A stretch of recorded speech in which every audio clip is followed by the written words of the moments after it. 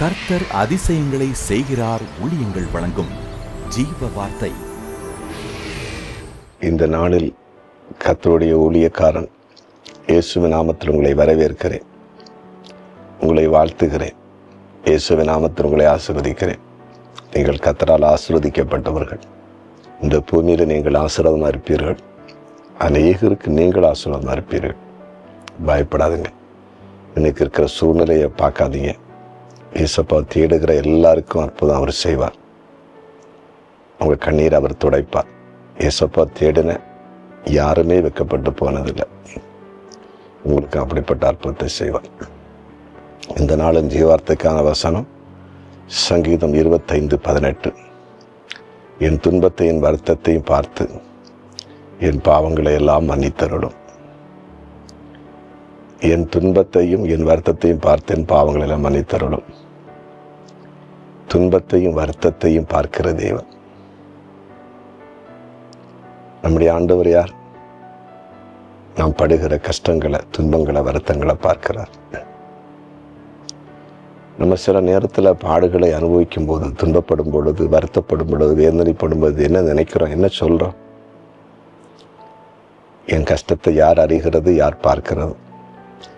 ஆண்டவருடைய அன்பை தெரியாத அநேக ஜனங்கள் என்ன சொல்றாங்க? என் கஷ்டத்தை ஆண்டவராவது பார்க்கிறாரா? ஆண்டவர் என் கஷ்டத்தை பார்க்கறதே இல்லையே அப்படின்னு சொல்லதை பார்க்கிறோம். சிலர் சொல்லுவாங்க, நான் படுகிற வேதனை ஆண்டவருக்கு தெரியும், அவர் பார்க்கிறார், எனக்கு விடுதலை தருவார், என் கண்ணீரை துடைப்பார், என்னை உயர்த்தி வைப்பார்னு சொல்லுவாங்க.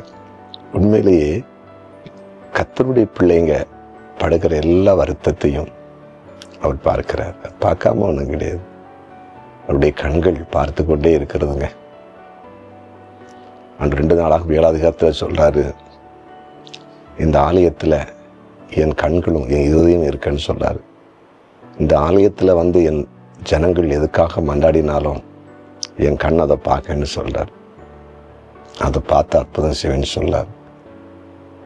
இஸ்ரவேல் ஜனங்கள் எகிப்தில் கஷ்டப்பட்டதை, உபத்திரப்படுத்தப்பட்டதை ஆண்டவர் பார்த்தாராம்.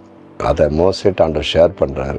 என் ஜனங்கள் எகிப்தில் உபத்திரப்படுகிறத நான் பார்க்குறேன் அப்படின்னு சொல்றாரு. நான் கண்டேன்னு சொல்றாரு. அப்படின்னா நீங்க படுற வருத்தத்தை அவர் காண மாட்டாரா? பார்த்துட்டு தான் இருக்கிறார். பார்த்துட்டு அப்படி விட்டுற மாட்டார். விடுதலை தருவார். உங்களுக்கு அற்புதம் நடக்க போகுது.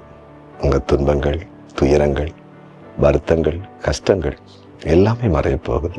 இயேசுப்பா உங்களை தூக்கி எடுக்க போகிறார், உங்களை உயர்த்த போகிறார், மேன்மைப்படுத்த போகிறார். விசுவாசிப்பீங்களா? கண்களை மூடுவோம், ஜெபிப்போமா? ஜெபிக்கலாம். துன்பத்தையும் வருத்தத்தையும் பார்க்கிற எங்கள் அன்பு தகப்பனே, சில நேரங்களில் நாங்கள் நினைக்கிறோம், எங்கள் கஷ்டங்களை யார் பார்க்கிறது? ஆண்டவராவது பார்க்கிறாரா? ஆண்டவரே. சில நேரத்தில் மனிதன் பார்க்காமல் இருக்கலாம், நீங்க பார்க்குறீங்க. அதற்காக உமக்கு நன்றி. நம்முடைய பிரசன்னத்துக்காக ஸ்தோத்திரம். இந்த நேரத்தில் துன்பங்களையும் துயரங்களையும் அடைந்து கொண்டிருக்கிற ஒவ்வொருவருக்கும் விடுதலை தார். குறிப்பாக இன்றைக்கு பிறந்த நாளை காண்கிற ஒவ்வொருவரையும் ஆசீர்வதித்து ஜெபிக்கிறேன். திருமண நாளை காண்கிற குடும்பங்களை உடைய ஊழியக்காரன் வாழ்த்தி ஆசீர்வதிக்கிறேன்.